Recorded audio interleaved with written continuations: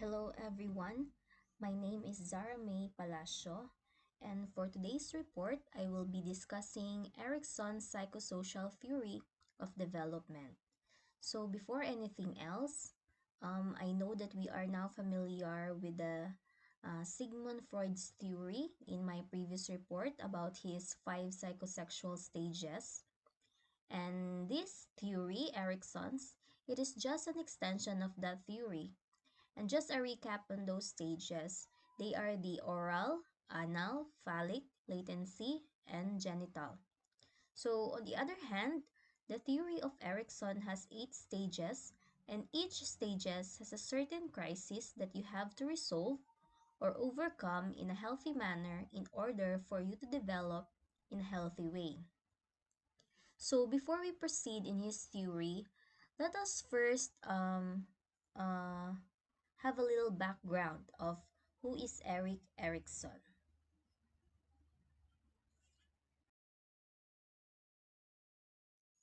So Erik Homburger Erikson was born on June 15, 1902 in Frankfurt, Germany. He died on May 12, 1994 in Harwich, Massachusetts, US. So he is a German-American developmental psychologist and psychoanalyst known for his theory in psychological development of human beings. So he coined the phrase identity crisis.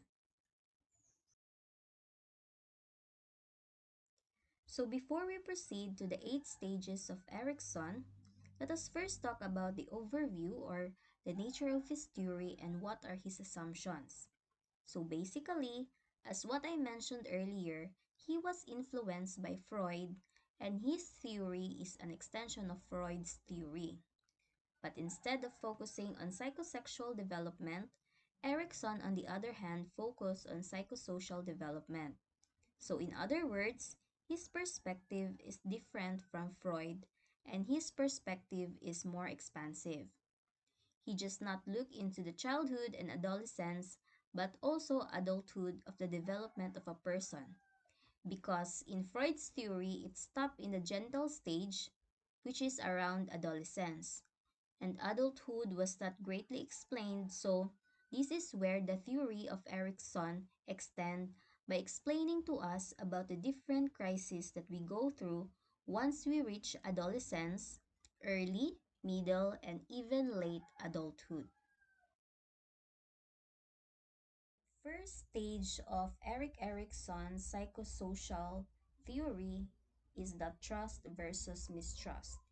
So if infants realize that their mother will provide food regularly, then they begin to learn basic trust. So in this stage, the questions that the infants try to answer is, can I trust the world? So why this question? Because in this stage, the mother plays a very important role in the psychological development of the infant. So this is called a trust versus mistrust stage because if the child is raised well by the mother, in other words, the mother, or if there is a mother figure that can provide the needs of the child, so the child will learn to trust the world. So trust because they will realize that even though there are painful experiences and circumstances, the infants will learn that they will expect that the future distresses or problems will meet with satisfactory outcome. So in other words, the children will develop a mindset that even if I struggle in the future, I will be able to make my way through this. So that's why the trust stage is important because some children who are not raised well, particularly in stage 1, they develop mistrust. So some they become paranoid or do not trust other person. So they find it difficult to confide in others, maybe because it has an origin in his upbringing or he was not raised well by his own parents. So that is why this stage for me is a very crucial stage because not just na it's the first stage also and this will develop the trust of a person in the world. So, in other words, trust must be greater than mistrust. But we are not saying that we remove completely the mistrust because too much trust can make a person gullible. So, in all these stages, in Erikson's stages, so what is in the left, the positive quality must be greater in order for the child to have or achieve a healthy development, but the quality in the right or the negative ones, so naapagihapon pero gamay na lang. So the goal is not to eliminate the negative quality, but instead for the positive quality to be greater compared to the negative quality. So the second stage is autonomy versus shame and doubt. So learning to talk and learning to walk. So this stage, it is full of challenging experience, especially if the child is just learning to walk or stand. So for example, for the first time parents, whenever the child tried to walk or stand and fell down, they immediately support them or help them stand in their feet. So there is nothing wrong with this, but too much support or if the child will be spoiled of the support given by the parents, the child may experience shame and doubt. So, in other words, the child tends to think that my parents are always there to clean up my mess, so they become dependent. For example, a project in school, they will not do it properly because they are thinking that my parents are there to do it, or they will develop shame.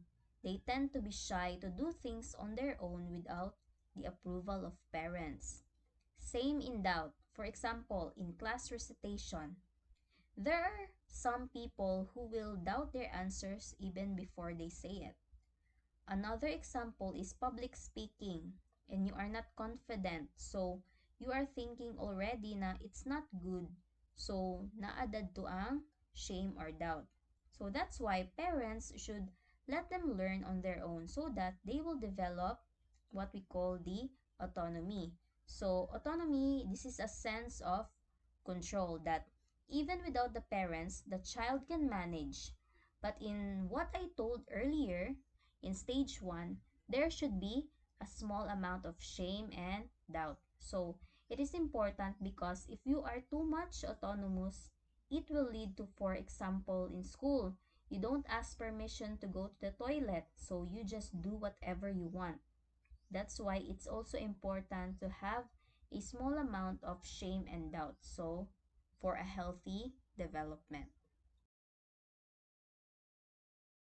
So, the third stage is the initiative versus guilt.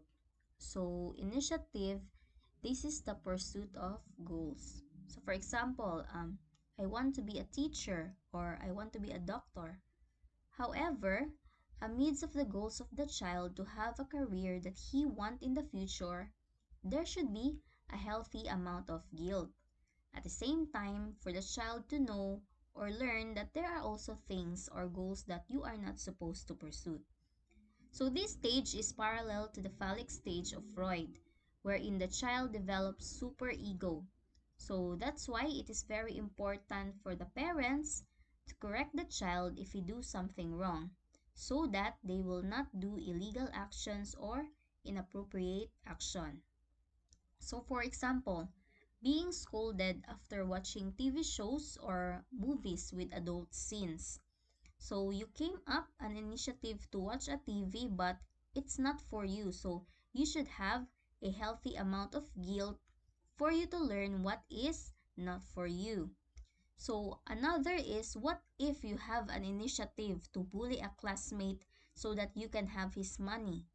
So the initiative is there but there is no guilt. So guilt, it may sound negative. It is also needed for a healthy development. So next, the fourth stage is industry versus inferiority. So this is also parallel to Freud's latency stage, wherein the child now is busy in schooling. So the child here is in grade school, or elementary. So industry means hard work. So the child should be praised, commended if they are good in school, so that they will develop their industriousness. So, however, inferiority should be controlled because it could be developed in comparison of siblings or classmates. It may affect his or her self-esteem, but inferiority in a healthy level can help motivate a child, like there's this saying na if kaya nila, kaya ko din.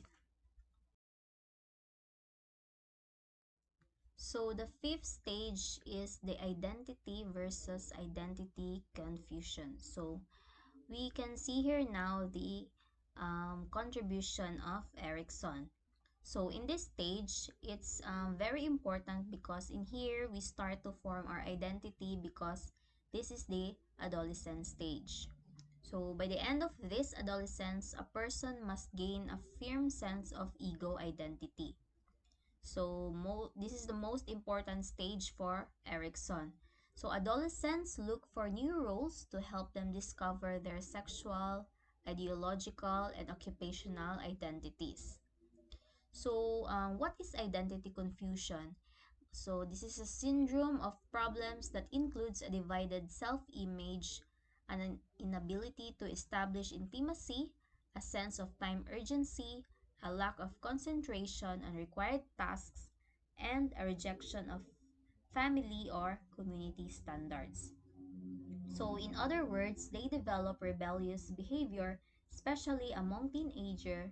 That's why the advantage also of senior high in personality development is you get to figure out what career you want by choosing a strand, which will eventually leads to what course you want to get in college. So in other words, you get to test the water first before you dive in the career you choose. So like it give you some time to figure out. Not like in my time that after fourth year high school, it's already college. So no, what if you will realize na you don't like the course you choose? So it may cause problems along the way. So in this stage also, we develop fidelity. So fidelity, it refers to faith in one's ideology. So once you establish your own identity, you will be able to say that I have my own belief. So you no longer need parental guidance when it comes to religion, politics, and social ideologies. So the next stage is the intimacy versus isolation. So this is the early adulthood.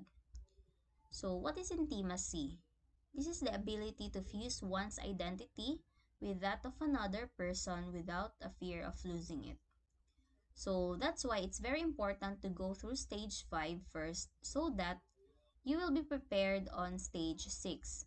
So, intimacy is not only for choosing a partner, but also being faithful to your chosen career or calling. So, for example, some may not choose to marry but want to be a priest or a nun.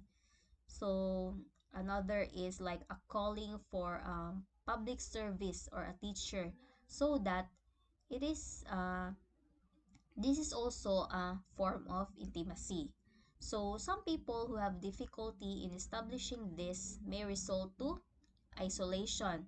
So isolation, this is the incapacity to take chances with one's identity by sharing true intimacy. So not just for partner, but also they will be having difficulty being faithful in their chosen job. The seventh stage is the generativity versus stagnation. So what is generativity? So this is defined as the generation of new beings as well as new products and new ideas. So it is concerned with establishing and guiding the next generation. So what is important here is the parenting. So it is no longer about you but the next generation. So, for example, before you are proud to yourself if honor ka or you have high grades. But now you are proud if you have a child or children, nimo ang inani. But if you choose not to be a parent, pwede sad ning generativity sa work. Like, for example, being a mentor. So, what is stagnation? So, this happens when people become too absorbed in themselves and become self-indulgent. So, some individuals experience stagnation because they are selfish. They don't want to pass their knowledge. They become too self-absorbed. They don't want their kids na uh, mahimong maayo pa sa ila. So, they don't share their talents and abilities. So, that's stagnation according to Erikson. So, the last stage is integrity versus despair. So, what is integrity? So, this is a feeling of wholeness and coherence, an ability to hold together one's sense of I-ness.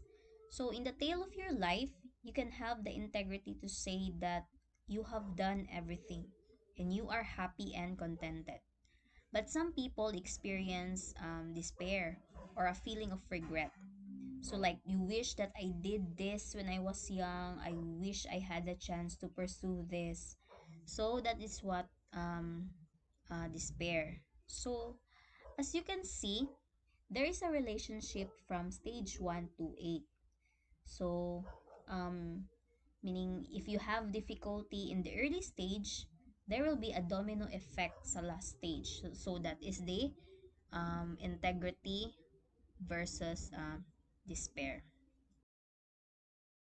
So those are the 8 stages of psychosocial development of Erikson.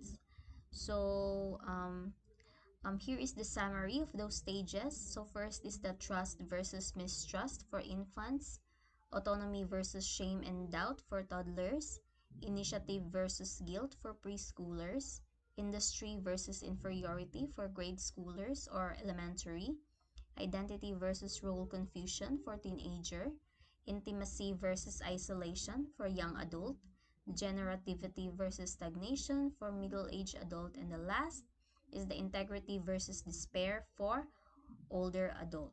So that concludes my report for Erik Erikson's 8 stages of psychosocial development. Thank you and have a good day.